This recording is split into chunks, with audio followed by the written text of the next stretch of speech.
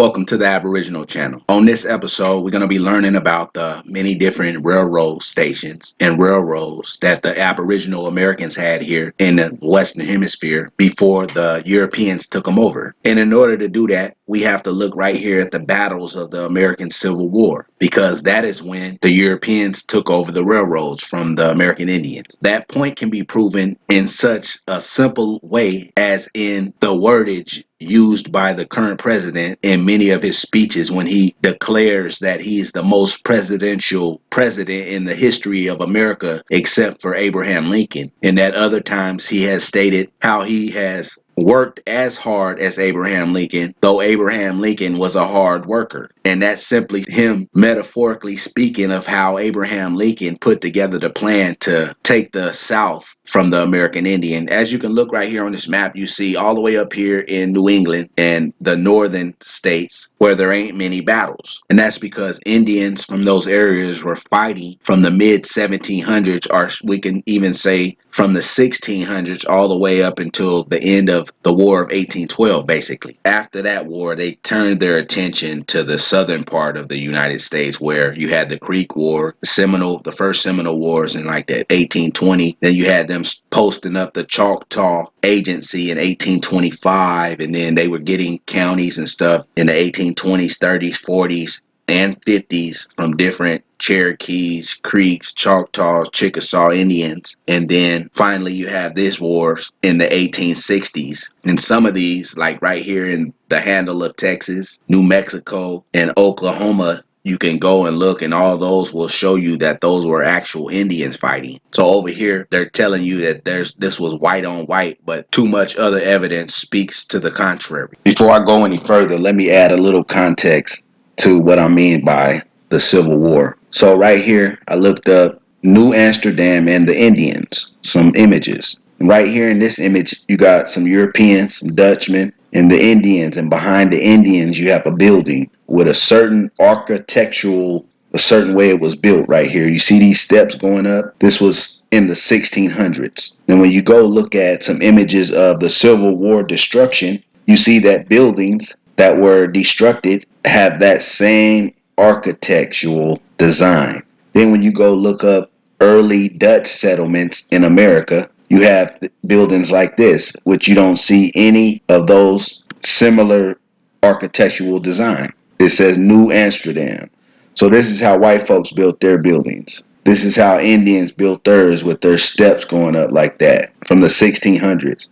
Right here's another photo. Some Indians, you see the buildings back there. They have the steps, architectural steps. Now those, you can look at those step pyramids down in Central America and see that Indians had a similar design across the board on some of the things they did. But from this 1600s to the 1800s, they kept the same design. The railroad system, which we're going to take a look at right now. Right here, we're looking at an image of railroads in the South before 1860. Now, this image is from a book called Old South, New South by Gavin Wright, Revolutions in the Southern Economy Since the Civil War. And my presumption is that most of these railroads belong to and were created by American Indians. If you look at the details of how these tracks are laid, they kind of tell the truth in and of themselves. As you look right down here in Louisiana, you see a little track right here going from the river to over this way, which tells me that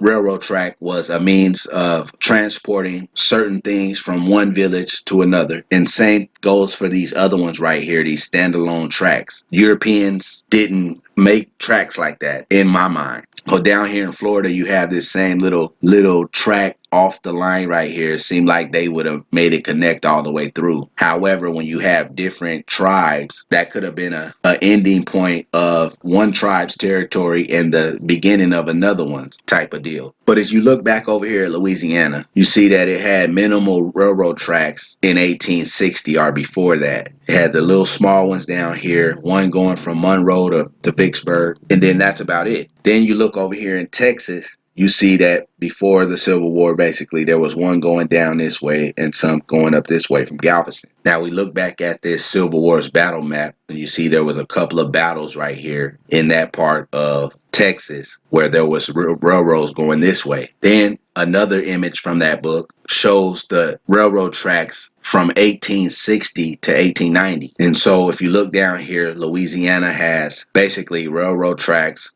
going through where those battles were. But if you look down here, right here in Texas, you already had this one going from left to right. But after the battles, you had this one going from south to north right here, which happened to be right here through this big battle site during the Civil War. And when it's dark like that, it means during the course of the whole war from 1861 to 1865, there were numerous different battles there throughout those years. And that basically means that the Indians there was holding it down for a long time until eventually the Europeans were able to penetrate the walls that they had. Now, at this point, it really would be wise to screenshot this so you can compare it to these railroad tracks that were there in 1860 and then those who were put in place from 1860 to 1890. And if you look at Louisiana right here, you'll see that these battle sites didn't have railroad tracks in them before the war, but did afterwards, indicating that Europeans before the war weren't able to come in and do what they wanted to do with the place. But then after that, they were, which can only mean one thing. But we dealing with the fact that did Indians really have trains or railroad tracks? So right here online, it says Railroads of the Confederacy. It says the Union Army at battlefields.org. It says the Union Army also burned bridges and destroyed tunnels and captured as much railroad equipment as they could. Their greatest catch was in 1863 when General Joseph E. Johnston abandoned Jackson, Mississippi, leaving 90 locomotives and hundreds of railroad cars behind. Now, because that was in 1863 and they had just started the railroads in the 1830s, there's no way that they could have had 90 locomotives and hundreds of railroad cars in Jackson, Mississippi, unless railroads, locomotives, and railroad cars were built way before that time. But we'll go back over and look at those images of railroad tracks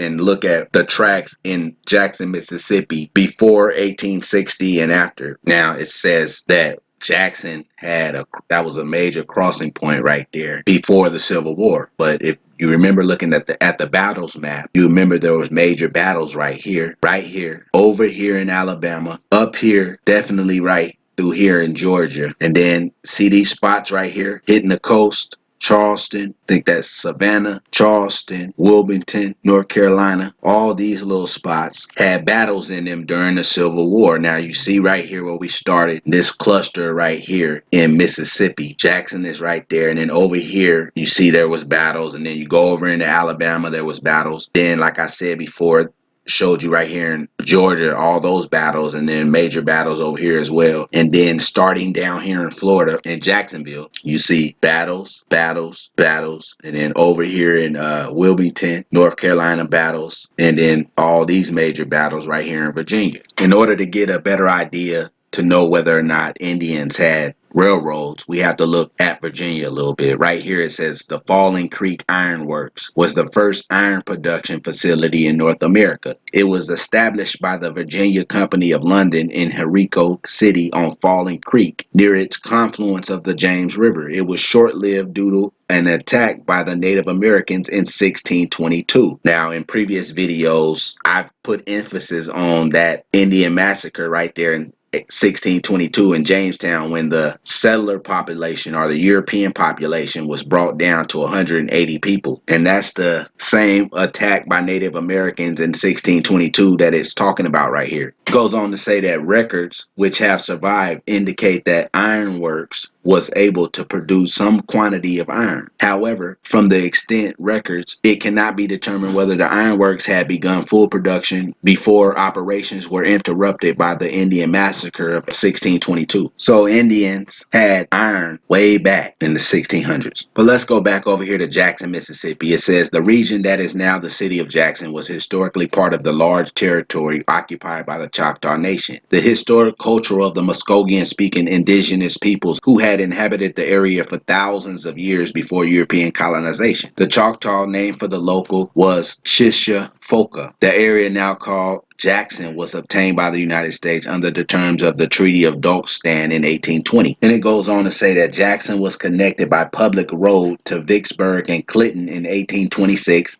And Jackson was first connected by railroad to other cities in 1840. It says in 1844, a map shows Jackson linked by an east-west rail line running between Vicksburg, Raymond, and Brandon. Unlike Vicksburg, Greenville, and Natchez, Jackson is not located on the Mississippi River, and it did not develop during the antebellum era, as those cities did from major river commerce. Construction of railroad lines to the city sparked its growth in the decades following the American Civil War. Now we seeing where it's saying that construction of railroad lines to the city sparked its growth in the decades following the Civil War. Yet right here it says the Union Army burned bridges and destroyed tunnels and captured as much railroad equipment as they could.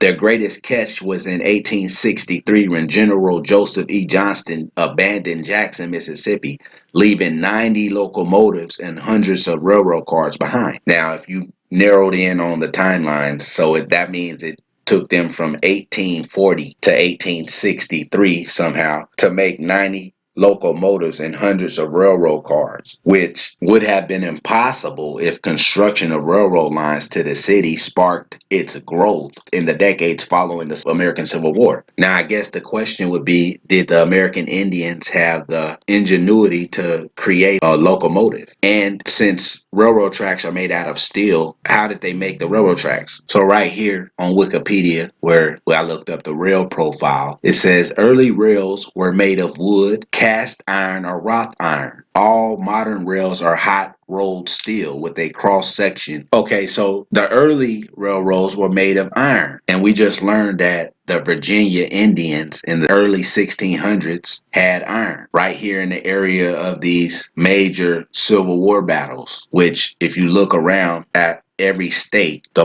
one with the most battles was in Virginia. Now, although there are many instances of evidence towards American Indians having iron, I'm going to use this article right here that is talking about skeletons that were found in mounds in the state of Oregon. It says Baker Farm near McMinnville. The archaeological specimens found are varied.